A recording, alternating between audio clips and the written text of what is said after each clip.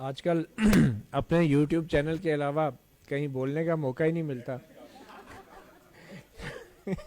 تو یہ چھوٹے چھوٹے موقع ملتے ہیں تو ہم پہنچ جاتے ہیں. بہت شکریہ آصف خان صاحب. مجھے بڑی خوشی ہو رہی ہے کہ آج ہم انٹرنیشنل ڈیموکریسی ڈے منا رہے ہیں شہید ذوالفقار علی بھٹو کی اس یونیورسٹی میں،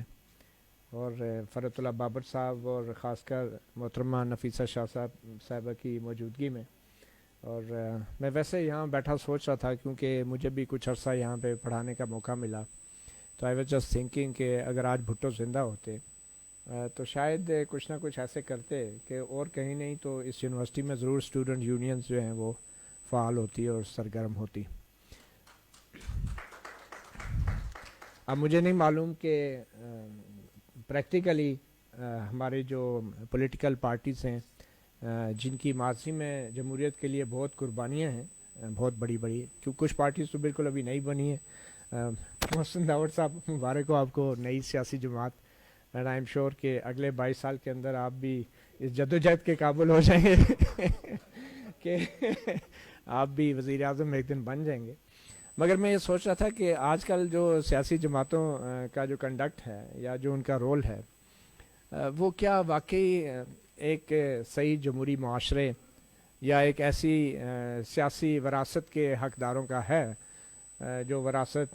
جس کی وراثت جو ہے ذوالفقار علی بھٹو جیسے عظیم شخصیات نے پاکستان میں چھوڑی ہیں. میں پچھلے دنوں سوشل میڈیا پہ فیس بک پہ وہ میموری آپ کی سامنے آ جاتی ہے، تو اس میں ایک آرٹیکل میرے سامنے آ گیا جو نوائے وقت میں اچھے وقتوں میں چھپ گیا تھا. اس کا عنوان تھا خون جو رائے گاں گیا. آپ یقین کریں کہ اگر آج محترمہ شہید بے نظیر بھٹو زندہ ہوتی یا ان کے والد محترم ذوالفقار علی بھٹو زندہ ہوتے تو میں یقین سے کہہ سکتا ہوں کہ وہ آج کل کی صورتحال کو دیکھ کے یہ کبھی نہیں کہتے کہ ان کا خون رائے گاں نہیں گیا. میں معذرت کے ساتھ میں کہنا پڑ رہا ہے، یقینی طور پہ جس سطح کی قربانی ان عظیم لیڈروں نے دی ہے، کم از کم اس قربانی کے بعد تو آج جمہوریت کی یہ صورتحال نہیں ہونی چاہیے تھی. یہ ایک بہت ہی افسوس کا مقام ہے. ہمیں انٹرنیشنل ڈیموکریسی ڈے تو ضرور سیلیبریٹ کرنا چاہیے،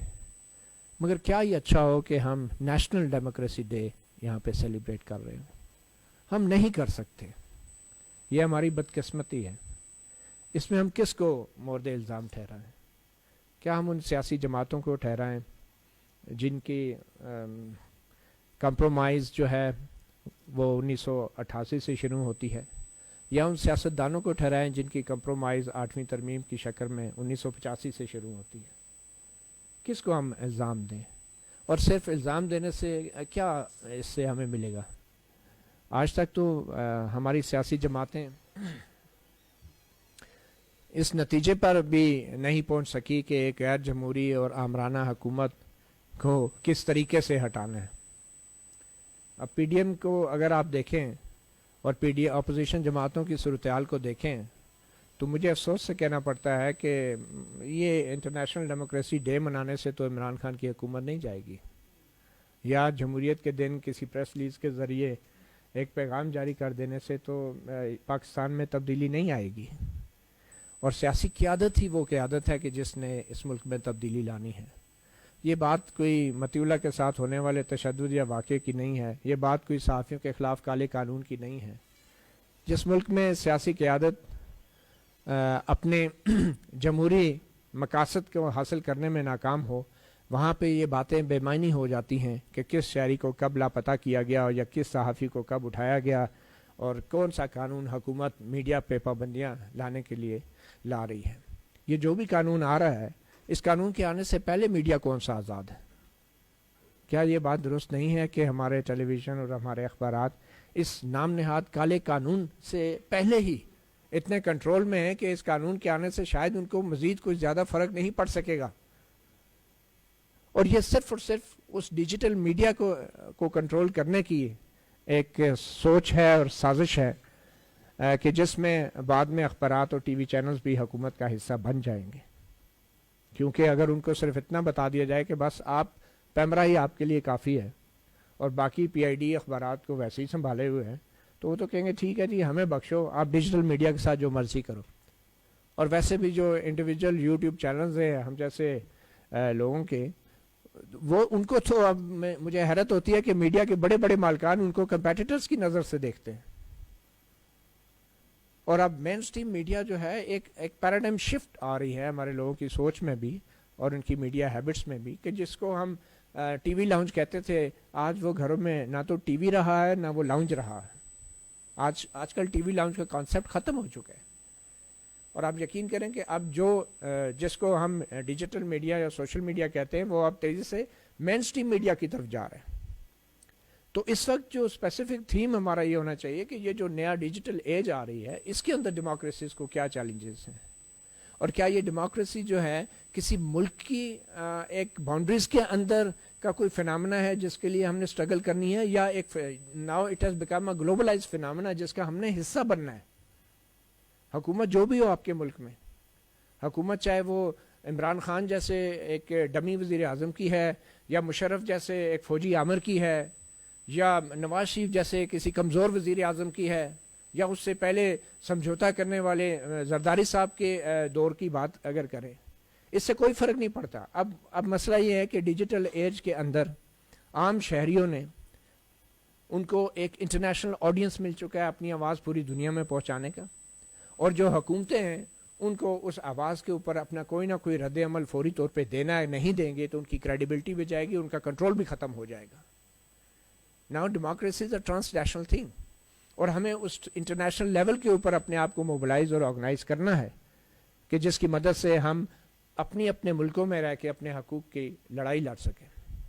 آخر میں یہی کہوں گا کہ بڑے اچھے آئیڈیاز کبھی کبھی اپوزیشن جماعتوں کی طرف سے بھی آتے ہیں۔ ایک آئیڈیا میثاق پاکستان کا بھی آیا تھا، تو اب اگر صحیح معنوں میں جمہوریت لانی ہے اور صحیح معنوں میں ہم نے یہ تہیہ کر لیا ہے کہ آئندہ وہ غلطیاں نہیں کرنی جو کہ عمران خان کی حکومت کے آنے سے پہلے ہم کر رہے تھے، تو پھر اس میثاق پاکستان کے اوپر کام کرنا شروع کریں۔